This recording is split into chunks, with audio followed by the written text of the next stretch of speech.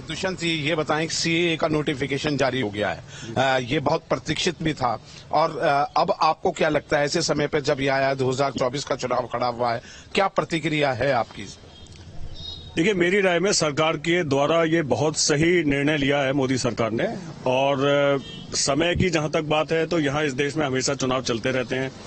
कभी किसी समय किसी राज्य में चुनाव होते हैं, कभी केंद्र में, कभी राज्यों में, तो वो कोई मैटर नहीं करता। बट मोदी सरकार ने बहुत अच्छा निर्णय लिया है, पर्टिकुलरली हमारे उन माइनॉरिटीज के लिए जो कि इस्लामिक कंट्रीज, अफगानिस्तान में, पाकिस्तान में, बांग्लादेश में जो परसिक्यूटेड माइनॉरिटीज हैं, अगर वो हिंदुस्तान में उनको सिटीजनशिप नहीं मिलेगी तो कहाँ मिलेगी। और ये नागरिकता देने का एक्ट है, ना कि नागरिकता छीनने का। ये विपक्षियों द्वारा भ्रम फैलाया जा रहा है। आप कितना समझते हैं सीएए को?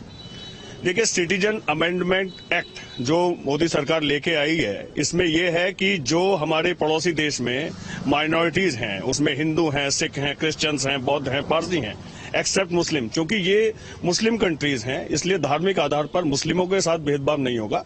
अदर जो रिलीजन्स हैं उनके साथ भेदभाव होगा, और अगर उनके साथ भेदभाव होता है धार्मिक आधार पर, तो उनको ये हमारा देश उनको नागरिकता देगा। मैं इतना ही समझता हूँ सीएए को, एक्ट को लेकर। सर, क्या नाम है आपका? सर, मेरा नाम अनिल कुमार है। अनिल जी, आप किस तरीके से देखते हैं सीएए के नोटिफिकेशन? देखिए, ये तो साफ क्लियर है सरकार का जो बहुत अच्छा निर्णय है, और जो उन्होंने लिखा है कि सिटीजन अमेंडमेंट बिल जो है वो नाम से ही क्लियर होता है कि ये उन नागरिकों को देने की बात हो रही है जो मुस्लिम कंट्रियों में हमारे यहाँ रहते हैं, माइनर कम्युनिटी रहती हैं, ताकि वो अपने इस देश में आके उनको सिटीजन नागरिकता मिल सके। नहीं तो पता चला बरसों तक जो है इस तरह से ही टाइम टेकिंग होता है। इससे यह जो है डायरेक्टली उनको जो है नागरिकता मिल सकती है भारतवर्ष की। सीधा सीधा मैं समझूं अनिल जी, तो ये इस तरीके से है जैसे पाकिस्तान है, अफगानिस्तान है, या दूसरी ऐसी कंट्रीज हैं जहां पर कई खबरें हमें ऐसी सुनने को मिलती हैं कि जबरन ऐसा कर लिया गया सिर्फ एक संप्रदाय विशेष को देख के, क्योंकि वहां वो माइनर कम्युनिटी में, और उनके साथ भेदभाव का होता ही है, धार्मिक भी होता है, और नौकरियों और सरकारी नौकरियों तो वैसे ही उनके मूलभूत अधिकार है ही नहीं है उस जगह कंट्रियों में। तो इसलिए कम से कम उनका यहाँ आने से कुछ तो उनको रोजगार, धंधा, या जिस तरह से उनको नागरिकता मिलेगी, अधिकार मिलेंगे, और अपने पूजा पाठ अर्चना जिन्होंने विश्वास है जिसमें, वो लोग कर पाएंगे। अच्छा दुष्यंत, एक सवाल मैं आपसे और कर लूं, क्या इससे अलग सीएए तो है जो हमारी माइनॉरिटीज है दूसरी कंट्रीज में जैसे हिंदू है, जी जी, तो ये एक तरीके का हिंदू कार्ड भी खेल दिया सरकार ने 2024 से पहले। ये लगता है कहीं ना कहीं, क्योंकि ये फायदा तो हिंदू माइनॉरिटीज को ही, क्योंकि दूसरी कंट्रीज में तो हिंदू ही माइनॉरिटीज में। मैं आपको बताऊं, ये सिर्फ हिंदुओं के लिए नहीं है, ये हमारे सिख भाई भी हैं इसमें, हमारे क्रिश्चियन भाई भी हैं, हमारे बौद्ध भाई भी हैं, हमारे हिंदू भाई तो हैं ही। तो अकेला सिर्फ ये हिंदुओं के लिए नहीं है। तो ये जो प्रसारित किया जा रहा है कि ये हिंदुओं के लिए है, ये हिंदुओं के लिए नहीं है। जो सभी हमारी जो माइनॉरिटीज हैं रिलीजन दूसरी कंट्रीज में, ये उनको सिटीजनशिप देने का कानून है।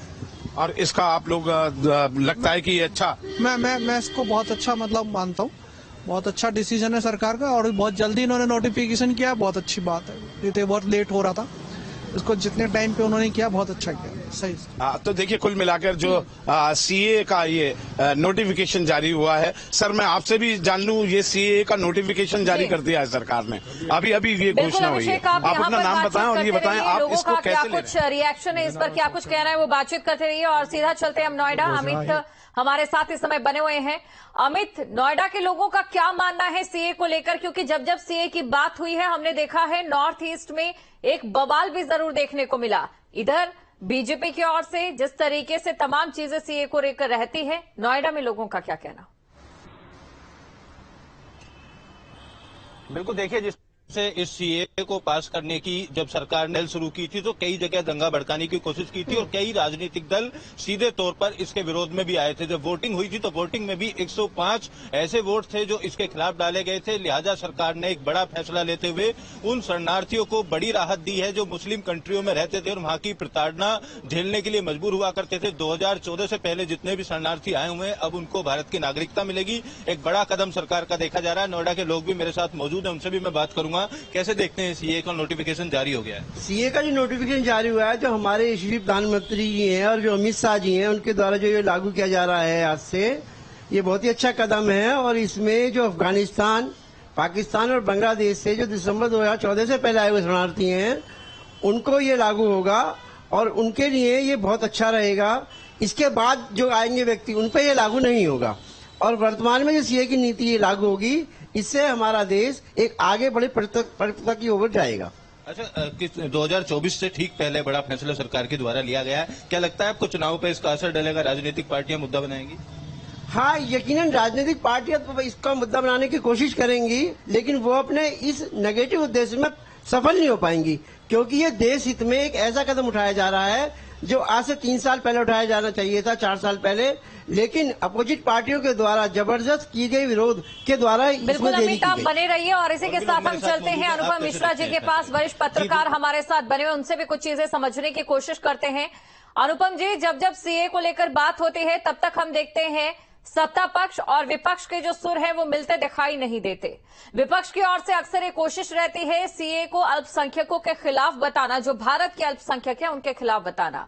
लेकिन हमने देखा अमित शाह की ओर से जब 2 बार ये कहा जाता है कि सीए लोकसभा चुनावों से पहले जो है लागू हो जाएगा, तब विपक्ष की ओर से कोई तीखी प्रक्रिया नहीं आती। क्या विपक्ष मान चुका है कि अब इस तरीके का नैरेटिव जो वो सेट करना चाहते थे उसे सेट करने में अभी समय लगेगा, या फिर अभी वो फिलहाल इस स्थिति में नहीं है?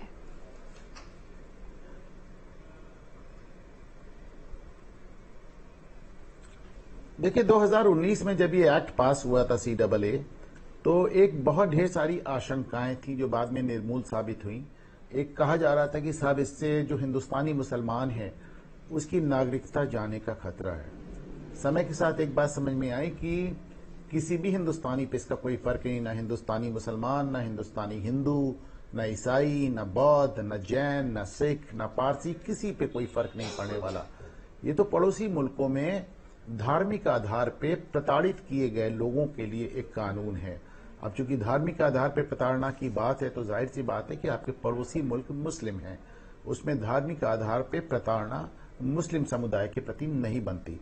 तो साहब 2014, देखिए 2014 तक, जो 31 दिसंबर 2014 तक जो लोग पहले से वैध या अवैध तरीके से भारत आ चुके हैं और नागरिकता का इंतजार कर रहे हैं, उनकी नागरिकता फास्ट पेडल हो जाएगी, इस कानून से जल्दी मिल जाएगी। इससे ज्यादा इस कानून का कोई भी ना पॉजिटिव या नेगेटिव कोई पहलू नहीं है। तो अब तकरीबन पूरे देश को ये बात वाज़ेह हो चुकी है, साफ हो चुकी है कि ये नागरिकता देने का कानून है, नागरिकता लेने का कानून नहीं है। तो ऐसे में विपक्ष हो या एनजीओज हो या कोई भी पार्टी हो, उनको इसका विरोध कर पाना या इसके विरोध के लिए लोगों को तैयार कर पाना थोड़ा मुश्किल होगा। कल से रमजान भी लागू हो रहा है, इसका सारा विरोध पिछली बार आपने देखा ज्यादातर मुस्लिम समुदाय की तरफ से आया। तो कहीं ना कहीं सरकार का एक ये भी कैलकुलेशन होगा कि साहब रमजान में रोजा, इफ्तार, तरावी, इन सब में फंसा हुआ मुस्लिम शायद विरोध प्रदर्शन के लिए समय भी ना निकाल पाए। तो बिल्कुल कहीं ना कहीं अब जनता जब जान चुकी है कि वाकई सीए क्या है, उसके बाद अब विपक्ष के लिए भी ये मुश्किल दिखाई दे रहा है। जिस तरीके से एक नैरेटिव पहले सेट करने की कोशिश की गई थी। हमारे संवाददाता आजमगढ़ से रवि हमारे साथ जुड़ चुके हैं। रवि के पास चलते हैं, जानने की कोशिश करते हैं आजमगढ़ में सीए को लेकर इस समय लोगों की क्या कुछ प्रतिक्रिया है। रवि जी बिल्कुल, आपको हम बताना चाहेंगे और दिखाना भी चाहेंगे, ये एक मीनारा मस्जिद है शहर की, और लगभग रोजे की तैयारियां यहाँ चल रही हैं। हमारे साथ कुछ लोग मौजूद भी हैं जिनसे हम बात करेंगे। क्या नाम है आपका? नूरुल हुदा। नूरुल हुदा जी, प्रधानमंत्री द्वारा की एक घोषणा कर दी है, लागू कर दिया गया, सही कानून के मन से क्या, कैसे आप इस कानून को देखते हैं? पहली बात तो सीएए, एनपीआर और एनआरसी से मुसलमानों को कोई बहुत बड़ा नुकसान होने वाला नहीं है। ये सिर्फ मुस्लिम को आगे करके ये अपनी वोट की राजनीति कर रहे हैं माननीय मोदी जी। और सीएए एनआरसी में स्पष्ट ये है कि पहले तो उसका डिफिनेशन जाने, और ये इस अल्पसंख्यक के लिए जो लाया गया है नागरिक संशोधन रजिस्टर, वो सिर्फ मुसलमानों के लिए नहीं है। उस अल्पसंख्यक में बौद्ध है, पारसी है, ईसाई है, मुस्लिम है, सारे लोग हैं। लेकिन कहीं न कहीं जो है ये मुस्लिमों के इर्द गिर्द इस बात को घुमा करके ये वोटों की राजनीति कर रहे हैं माननीय मोदी जी। और इससे जो ये एनपीआर और एनआरसी जो है ये कहीं न कहीं ये असंवैधानिक भी है। इसलिए देखिए, हम सीए ये हम विरोध नहीं कर रहे हैं, ये तो संवैधानिक विरोध है। ये आर्टिकल 14, 15, 16 और आर्टिकल 21 का ये वायलेंस करता है। ये संविधान विरोधी नीति है। असम में इन्होंने किया, इनके गले की हड्डी बन गई, ये ना उसको निगल पा रहे हैं ना उगल पा रहे हैं। अब ये चुनाव आया है, ये एनआरसी का पार्ट 1 पार्ट 2 करके जो है दिल्ली और तमाम जगहों पे उन्होंने करके देखा, उस चुनाव को लड़ा, और ये पार्ट 3 है। समस्त देशवासियों को रमजान की मुबारकबाद। मैं श्री शिबली कॉलेज में 14 तारीख का असिस्टेंट प्रोफेसर हूँ। जहाँ तक मुझे लगता है जो कुछ भी होता है अच्छे के लिए होता है, पहली बात। क्योंकि जो जात है कर्मचारी, जो असल जात है वो कहीं ऊपर है, ये हमको आपको समझना पड़ेगा।